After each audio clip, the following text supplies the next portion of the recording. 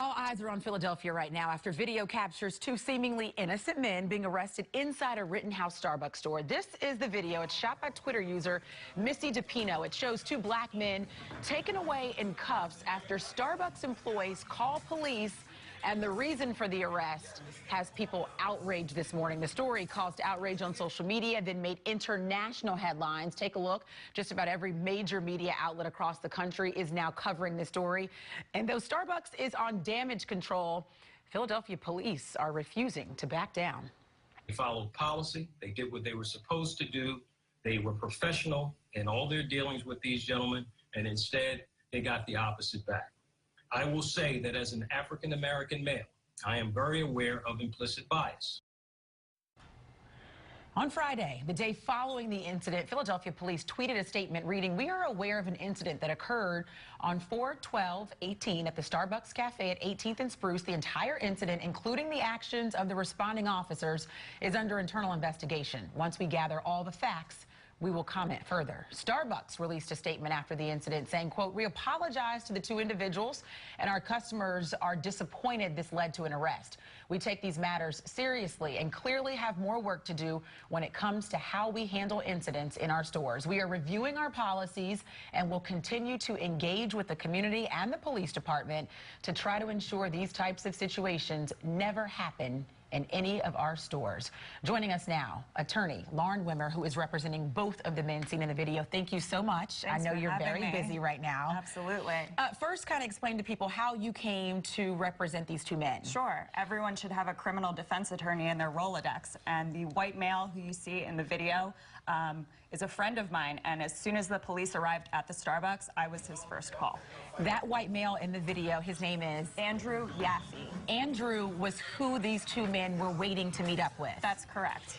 So they were in the Starbucks store in Rittenhouse Square. What happens next, according to your clients? According to my clients, the video in this case, as I've stated repeatedly, it speaks for itself.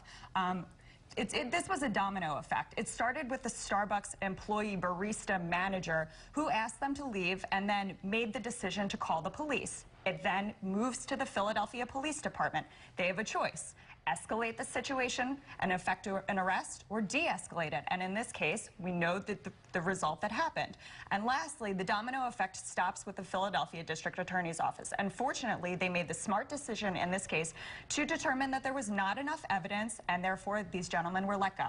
Lauren, speak to this. We heard from the commissioner yesterday. Starbucks said according to their company policy, they do not allow non-paying members or non-paying people of the public to come in and use the restroom. So according to the Starbucks barista, these two men had not paid, and so that's why she asked them to leave. What's your thinking on that? How many times has Starbucks actually, really gone through and followed their policies? Starbucks has a community. It's a social community. It's a business community. People go and they meet with each other there to discuss whatever it is that they plan to do, whether they order food and drinks or not. And importantly, in this situation, a third person was coming to meet them. Could he have ordered something? Absolutely. So you're thinking they didn't give them a chance to order something, to not order something. They just quickly zoned in on your clients. For what reason is your thinking? I mean, this case speaks milestones about the racial controversies that we see every day in America, and that's exactly what happened here. This case, make no mistake about it, is about race. I know the commissioner spoke to that, and he said that there's implicit bias. He's aware of it. His officers are trained. He said that all the new recruits go down to the African American Museum down in Washington, D.C. They also go to the Holocaust Museum. Do you think that does enough? The commissioner is defending the indefensible in this case. Something very, very clearly went wrong. And that's all there is to it.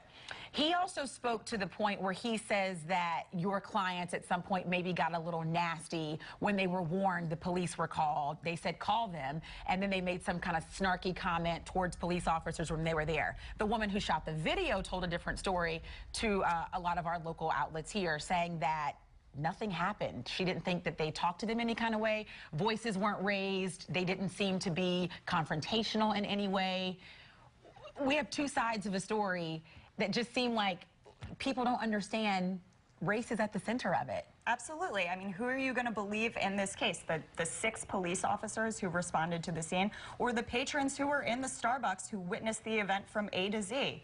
The video, you can see their disposition. They are calm, cool, and collected because they did absolutely nothing wrong. I was going to ask you that. He also spoke to the point that the officers who responded to the scene then called for a supervisor and then called for backup.